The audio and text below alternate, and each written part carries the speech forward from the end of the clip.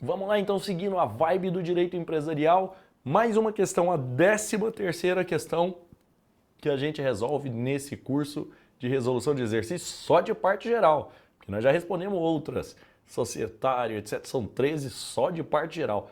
Haja questão, não tem como não acertar as 5 questões dessa prova da OAB. Vamos lá, questão 13 na tela com a gente. Em relação à incapacidade e proibição para o exercício da empresa, assinale a alternativa correta. Ó, assuntos diferentes. Capacidade e impedimento. Não é a mesma coisa, hein? Caso a pessoa proibida de exercer atividade empresário praticar tal atividade, deverá responder pelas obrigações contraídas, podendo até ser declarada falida. Ficou fácil demais. Letra A já é a nossa questão correta, porque ela será considerada sim um empresário, só que será um empresário irregular e, consequentemente, vai sim responder pelas obrigações contraídas, só o que faltava era fazer coisa errada e ainda não responder pelo que fez, podendo até ser declarada falida, uma vez que a falência é uma execução. Se eu tirasse essa possibilidade, tudo aquilo que nós já explicamos, eu estaria punindo o próprio credor. Não pode pedir recuperação judicial. Já resolvemos outras questões nesse sentido aqui também. Letra B de bola, por desencargo de consciência, vamos passar por todas. Aquele que tem impedimento legal para ser empresário está impedido de ser sócio ou acionista de uma sociedade empresária. Lembrem sempre daquela observação que a gente comenta toda vez: sócio não é empresário. Gente, o sócio, ele tem um direito patrimonial ali, cotas, ações. Agora atenção, ele não pode ser administrador da sociedade, aí ele também é impedido. Mas ser sócio não tem problema. Então a letra B, de fato, está completamente errada. Quando ela diz que quem tem impedimento também está impedido para ser sócio ou acionista. Não, não está. Cadê? Também está impedido de ser sócio ou acionista de sociedade empresária. Não. Letra C. Entre as pessoas impedidas de exercer a empresa está o incapaz, que não pode exercer tal atividade. Gente, essa questão a gente pode fazer uma interpretação dela. Primeiro, entre os impedidos não está o incapaz, porque impedimento é uma coisa e incapacidade é outra. Impedido é impedido, incapaz é incapaz. São coisas diferentes. Agora, o incapaz é proibido de exercer? Não, ele tem situações que pode exercer, inclusive com autorização judicial. Então, sem contar que ele pode exercer de forma irregular também. Bom, resumindo, o texto da questão está todo equivocado. Então, também não é a nossa letra C. Vamos dar uma olhada na letra D? Por que não é a letra D? Vamos lá. Bom, a letra C a gente já viu que não é, porque impedimento e incapacidade são coisas distintas e o incapaz em algumas situações pode exercer sim a atividade. Mas a letra D, por se tratar de matéria de ordem pública e considerando que a continuação da empresa interessa a toda a sociedade, quer em razão da arrecadação de impostos, quer em razão da geração de empregos, caso a pessoa proibida de exercer atividade empresarial faça, poderá requerer recuperação judicial. Gente, a questão estava linda, estava indo tudo certo, estava tudo bonito. Só tem um problema. Ela pode requerer falência, mas ela não pode requerer recuperação judicial. Olha como a questão ficaria linda se fosse assim. Presta atenção comigo. Por se tratar de matéria de ordem pública, considerando que a continuação da empresa interessa a toda a sociedade, quer em razão da arrecadação de impostos, quer em razão da geração de emprego, caso... Aí a gente elimina isso aqui.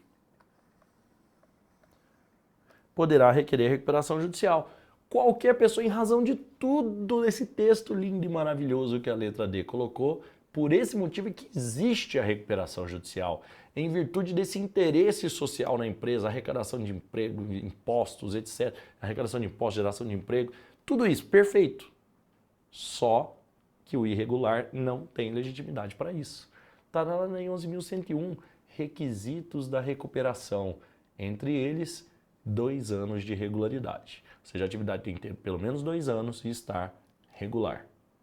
Então, a letra D também não pode ser a letra correta. Confirmamos o nosso gabarito, letra A. Letra A, gabarito confirmado. Vamos para mais uma questão então, questão 14. A respeito do nome empresarial, voltamos ao tema nome empresarial. É correto afirmar que o nome empresarial pode ser objeto de contrato de compra e venda. O nome empresarial pode ser objeto de contrato de compra e venda? Não, gente. O nome empresarial é sempre inalienável. Não pode ser objeto de contrato de compra e venda. Letra B. A sociedade em conta de participação, por possuir personalidade jurídica, pode adotar firma ou denominação. Gente, volta aqui. Sociedade em conta de participação, a tal da SCP, é uma das sociedades despersonificadas. Ela não constitui personalidade jurídica. Para quem não lembra, SCP é aquela sociedade que tem sócios ocultos. É aquela sociedade em que eu tenho um sócio ostensivo, um sócio que exerce a atividade e tenho sócios que financiam essa atividade sem aparecer. Então, a junção desses sócios não cria personalidade jurídica. Quem tem personalidade jurídica, quem usa a personalidade jurídica para exercer, é somente o sócio ostensivo. Então, essa questão, por mais que ela envolva nome empresarial, ela também exige que você saiba sobre direito societário, pelo menos o quadro geral das sociedades.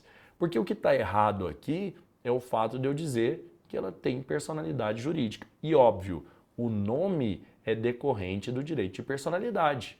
O nome faz parte do direito de personalidade. Se ela não tem personalidade jurídica, ela não tem nome, nem firma, nem denominação social. Então não pode estar correta a nossa letra B. A sociedade em conta de participação não possui personalidade jurídica. Então, não pode adotar qualquer nome que seja, nem firma, nem denominação. Letra C. A sociedade anônima será designada somente por meio de denominação. Agora sim. A sociedade anônima, que é uma sociedade sempre de capital, nunca de pessoas, pelo fato de ser sociedade anônima, só pode utilizar denominação. Não pode utilizar a firma, porque isso vincularia o nome dos sócios e, consequentemente, faria com que fosse uma sociedade de pessoas, que não é o caso da sociedade anônima. Gente, a sociedade anônima pode usar nome de gente? Pode, em homenagem, não dos sócios. Então eu posso utilizar o nome de algumas pessoas como homenagem, mas eu não posso utilizar o nome dos sócios, como acontece na firma social ou razão social. E o último item aqui, a letra D, a sociedade limitada será designada somente por meio de firma. Na verdade, a sociedade limitada ela pode escolher se ela adota firma ou denominação. Ela tem essa prerrogativa de adotar firma ou denominação. Então, confirmamos o nosso gabarito, letra C, de casa na questão 14. O que nos leva a mais uma questão. Passemos agora para a questão 15, vamos ver qual é o assunto que a questão 15 guarda para a gente. O engenheiro agrônomo Zacarias é proprietário de 4 fazendas onde ele realiza, em nome próprio, a exploração de culturas de soja e milho, bem como criação intensiva de gado. A atividade em todas as fazendas é voltada para exportação, com emprego intenso de tecnologia e insumos de alto custo. Zacarias não está registrado na junta comercial. Com base nessas informações, é correto afirmar que, gente, de cara, eu vou levar aqui 2 artigos e informação. Nós vamos precisar aqui dos artigos 966 e do artigo 971. São os 2 artigos necessários para a gente resolver essa pergunta. Para eu saber se o Zacarias é empresário, primeiro eu preciso saber se ele atua de forma profissional, com intuito econômico, de forma organizada, para produção ou circulação de bens e serviços. Até onde eu vi aqui na questão, ele cumpre com os 4 requisitos. Ele é engenheiro agrônomo, tudo bem, mas nós não estamos discutindo aqui atividade de engenharia, porque se tivesse, estaria lá no parágrafo do 966, já estaria excluído da história. Mas nós não estamos falando da atividade de engenheiro dele. Ele é proprietário de 4 fazendas, onde realiza em nome próprio, então poderia ser um empresário individual, mas temos que cumprir os requisitos: exploração de cultura de soja e milho, bem como criação intensiva de gado. Atividades em todas as fazendas voltadas para exportação. Com emprego intenso de tecnologia. Entendi. Insumos de alto custo. Bom, dá para saber que ele quer lucro, porque ele exporta e que ele profissionalizou na história. Só que tem um negócio.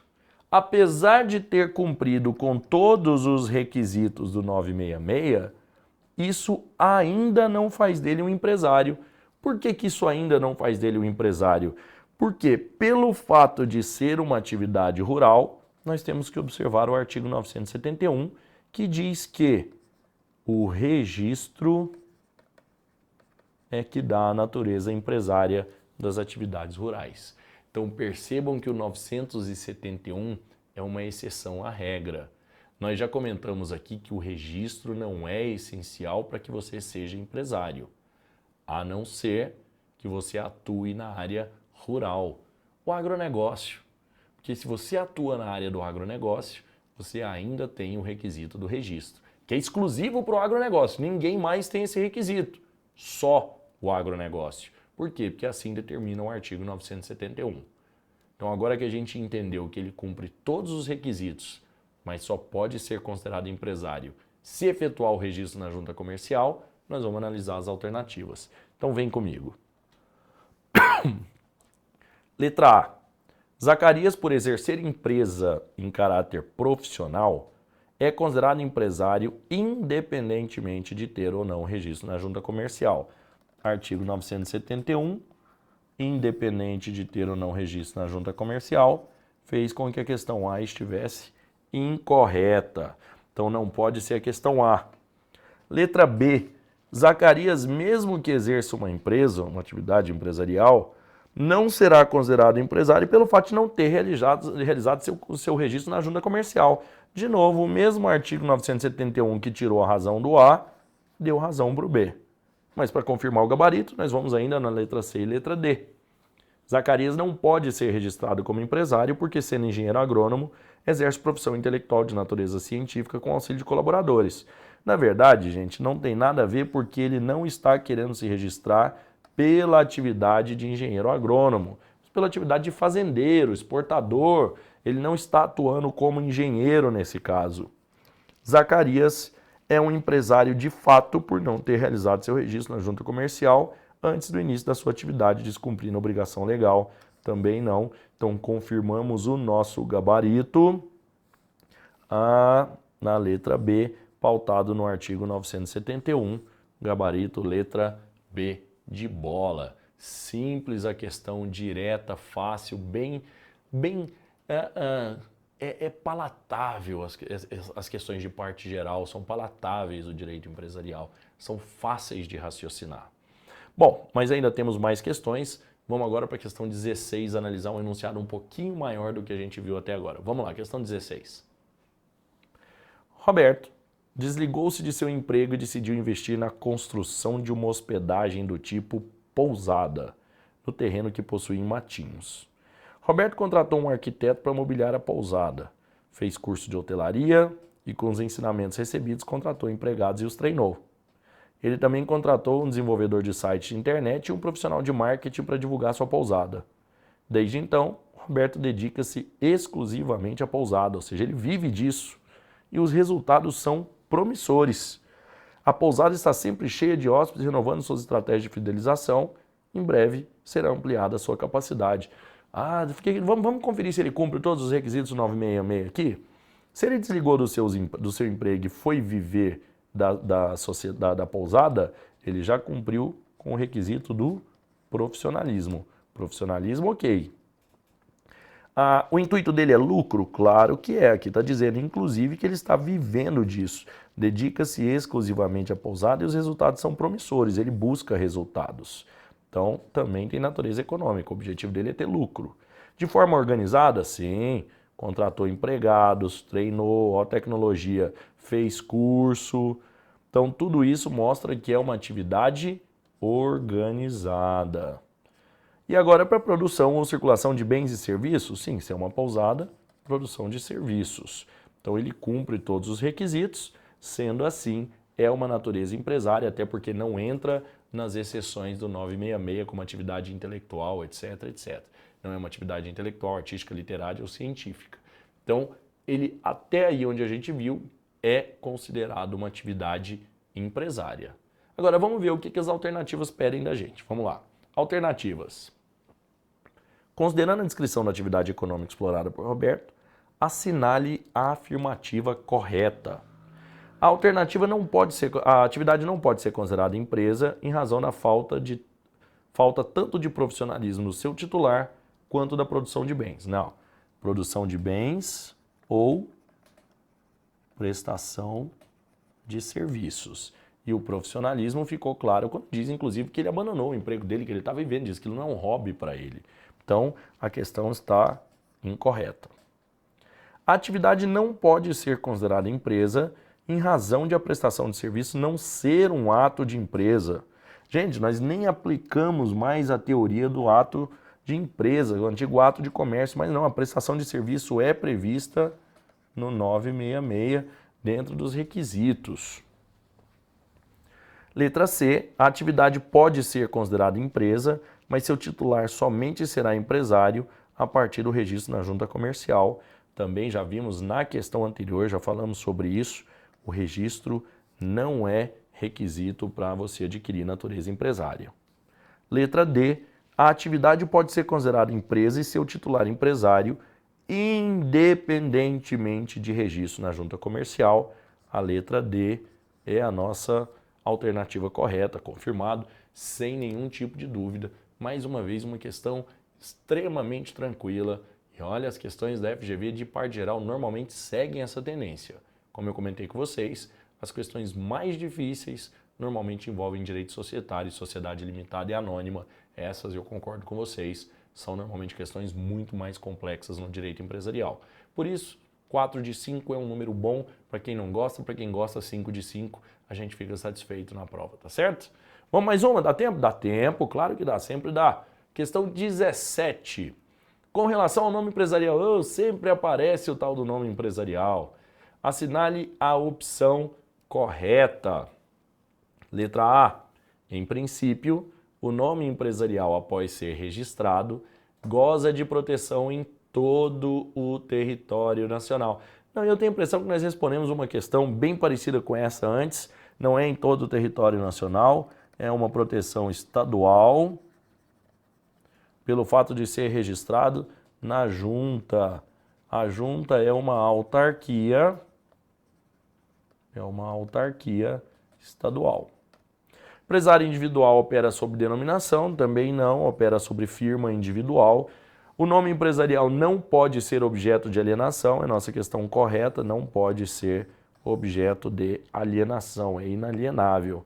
E as companhias podem adotar firma ou denominação, firma não, somente denominação, por serem sociedade de capital.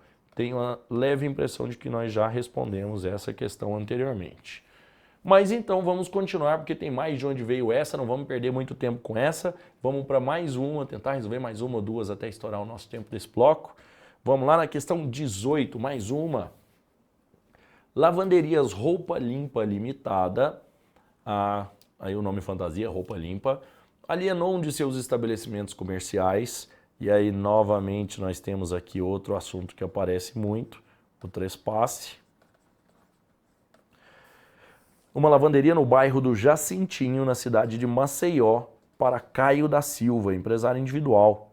O contrato de trespasse foi omisso quanto à possibilidade de reestabelecimento de roupa limpa, bem como nada dispôs a respeito da responsabilidade de Caio da Silva por débitos anteriores à transferência do estabelecimento. Gente, de cara eu já posso dizer para vocês o seguinte: quando você faz um contrato de trespasse, quando você aliena por lei, você já tem solidariedade entre trespassante e trespassado. O Caio, quando adquire, ele já assume tudo que está escriturado. O que não estiver escriturado nos livros, ele não sabe que existe, não tem como assumir. mas tudo aquilo que está escriturado nos livros é obrigação dele. Ele precisa assumir. A lei determina. Agora vem a questão da possibilidade de concorrência, o reestabelecimento da roupa limpa. Ficou esquisito isso, né? O reestabelecimento da roupa limpa. O reestabelecimento da roupa limpa limitada, que o nome não vai junto com o trespasse. Pode ir a marca, o nome não. A marca, se tiver uma marca que lembre roupa limpa, tudo bem. O nome não. Pode se reestabelecer regra geral. Se o contrato não dispõe ao contrário, não dispõe contrário a isso, a gente não pode ter a concorrência pelo prazo de 5 anos. Então ela não poderia se reestabelecer concorrendo. Agora, o contrato pode prever essa possibilidade? Pode. Aí, trespassante e trespassado negociam essa possibilidade. Vamos ver as alternativas. Nesse cenário, assinale a afirmativa correta. O contrato de trespasse será oponível a terceiros, independentemente de qualquer registro na junta comercial ou publicação. Gente, se eu não der publicidade a isso, como é que ele será oponível a terceiros? Para ser oponível a terceiros, eu tenho que dar publicidade. Isso é uma questão de lógica, você não precisa nem saber o assunto. Caio da Silva não responderá por qualquer débito anterior à transferência, exceto os que não estiverem devidamente escriturados. É completamente contrário, né? Exceto os que estiverem devidamente escriturados. Se não estiver escriturado, como é que ele vai saber da existência disso? Não vai. Então tem que estar escriturado. Letra C. Na omissão do contrato de trespasse, roupa limpa poderá se reestabelecer no bairro do Jacintinho e fazer concorrência a Caio da Silva. Não pode fazer concorrência a Caio da Silva. Então também não é a nossa letra C. Aí vem a letra D. Não havendo autorização expressa, roupa limpa não poderá fazer concorrência a Caio da Silva nos 5 anos subsequentes à transferência. Letra D. Está aí o nosso gabarito correto. Tudo isso já estava na explicação inicial que eu passei para vocês. Mais uma? Cansaram? Não, dá tempo. Claro, cansaram, vai ficar, tinha que fazer outra prova da UAB. Então vamos fazer mais uma. Vamos lá para a nossa questão. Títulos de crédito, não vamos responder mais uma, não. Nós vamos encerrar porque títulos de crédito é assunto para um novo bloco. Então, daqui a pouco a gente volta com títulos de crédito para vocês.